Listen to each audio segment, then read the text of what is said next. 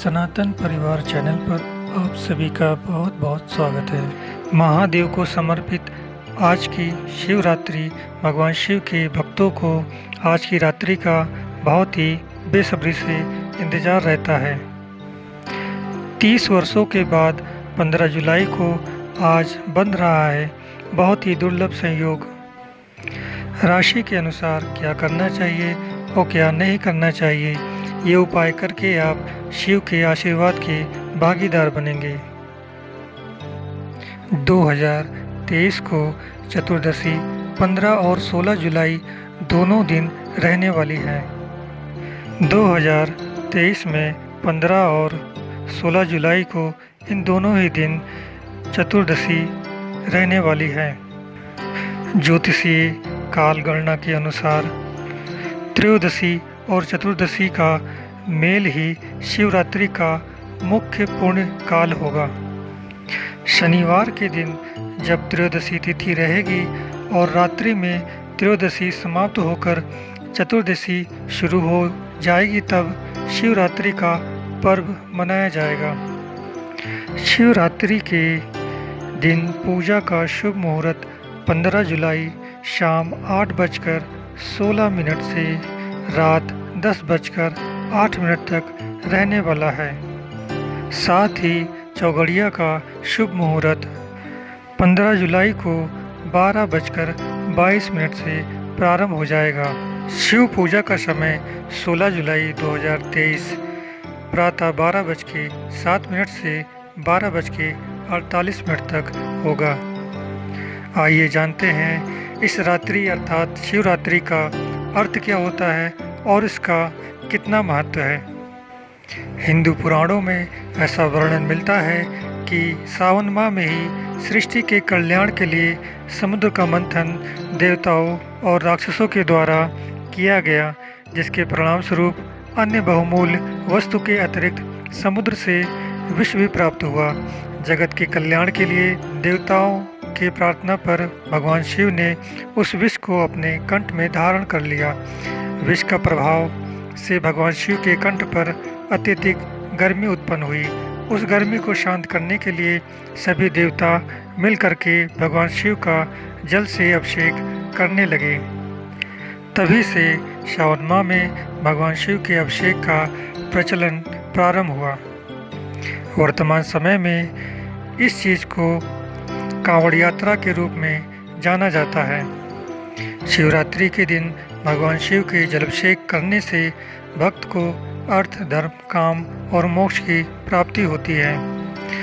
अतः विवाहित लोगों के लिए आज की रात्रि अत्यंत महत्वपूर्ण है। शिव का जलाभिषेक करने से उनके जीवन में विवाहित जीवन सुखमय बनता है।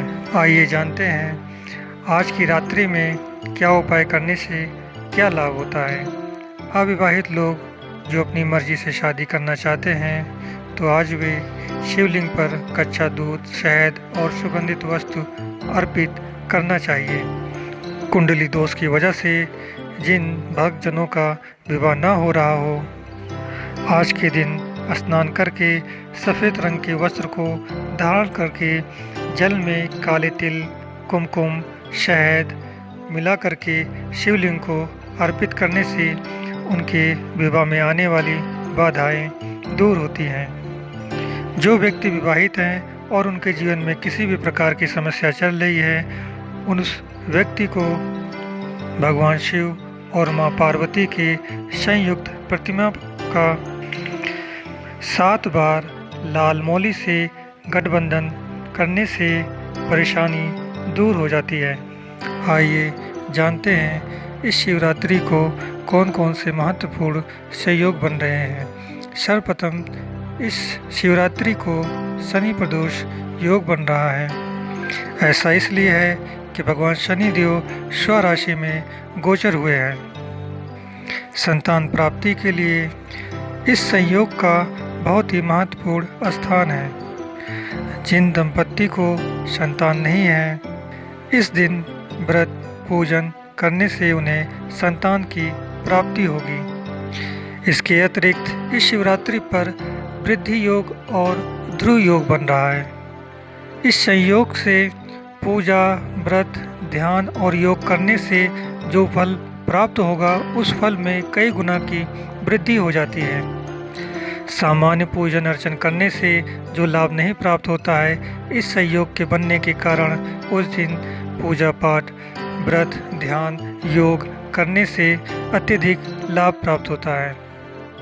आइए जानते हैं इस शिवरात्रि को सर्वाधिक लाभ प्राप्त करने वाली राशियाँ कौन सी हैं। सिंह राशि, कन्या राशि, धनु राशि, मकर राशि और कुंभ राशि।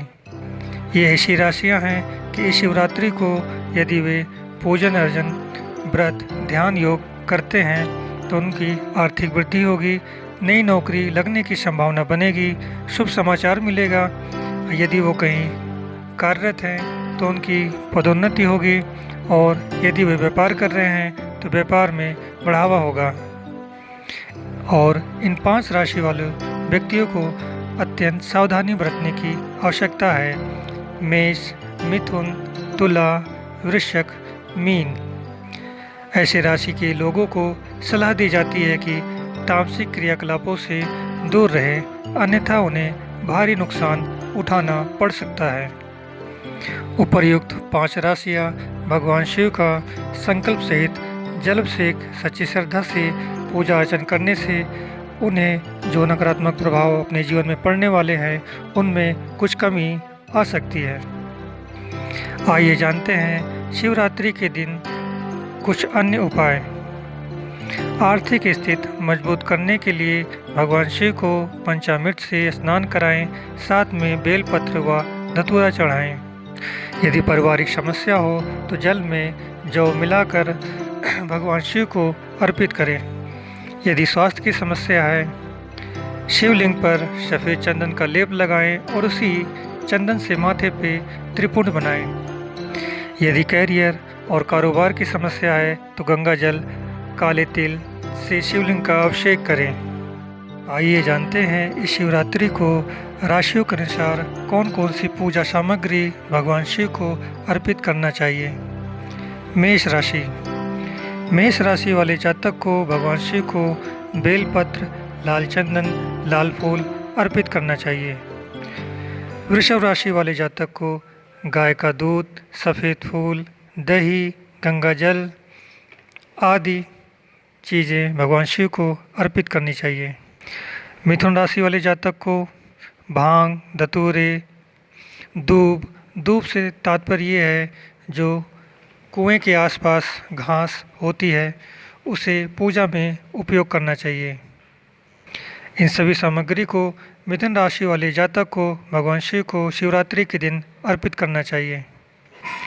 कर्क राशि वाले जातक को सफ़ेद फूल, चंदन, इत्र, गाय का दूध भगवान शिव को अर्पित करना चाहिए। सिंह राशि वाले जातक को पानी में गुड़ मिलाकर महादेव को अर्पित करना चाहिए। कन्या राशि वाले जातक को भांग, बेलपत्र, धतूरे, गंगा जल से भगवान शिव का अभिषेक करना चाहिए। तुला राशि वाले जातक को सफ़ेद चंदन, गंगा जल, दही, श्रीखंड अर्पित करना चाहिए। वृश्चिक राशि के जातक को फूल, ये ध्यान रहे फूल कोई भी हो, और बेलपत्र भगवान शिव को अर्पित करना चाहिए। धनु राशि के जातक को पीले फूलों की माला, बेलपत्र और पीला चंदन मिश्री भगवान शिव को अर्पित करना चाहिए। मकर राशि के जातक को नील कमल, बेलपत्र और शमी पौधे के पत्ते भगवान शिव को अर्पित करना चाहिए। कुंभ राशि के जातक को नीले फूल, गन्ने का रस और शमी पौधे के फूल को भगवान शिव को अर्पित करना चाहिए। मीन राशि के जातक को पीले फूल, गन्ने के रस में केसर मिला करके भगवान शिव को अर्पित करना चाहिए।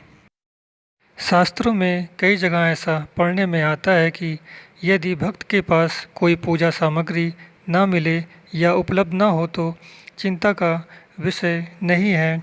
भक्त सच्चे हृदय से अपने प्रेम भाव यदि भगवान को अर्पित करता है तो उसकी पूजा पूर्ण मानी जाती है। भक्त और भगवान के बीच अत्यधिक आडंबर करने की आवश्यकता नहीं है। यदि पूजा सामग्री आपको उपलब्ध हो जाए तो सच्चे हृदय से भगवान शिव को अर्पित करें। अन्यथा यदि पूजा सामग्री आपको उपलब्ध नहीं होती है तो सच्चे हृदय से अपने प्रेम भाव को भगवान शिव को अर्पित करें, तब भी आपकी पूजा पूर्ण मानी जाएगी। आशा करता हूँ मेरे द्वारा दी गई जानकारी आप सभी को अच्छी लगी होगी और इस जानकारी का आप सदुपयोग करके भगवान शिव की आराधना करेंगे। दी गई जानकारी में यदि कोई त्रुटि हो तो उसके लिए मैं करबद्ध आप सभी से क्षमा मांगता हूँ। भगवान शिव आप सभी का कल्याण करे। ओम नमः शिवाय।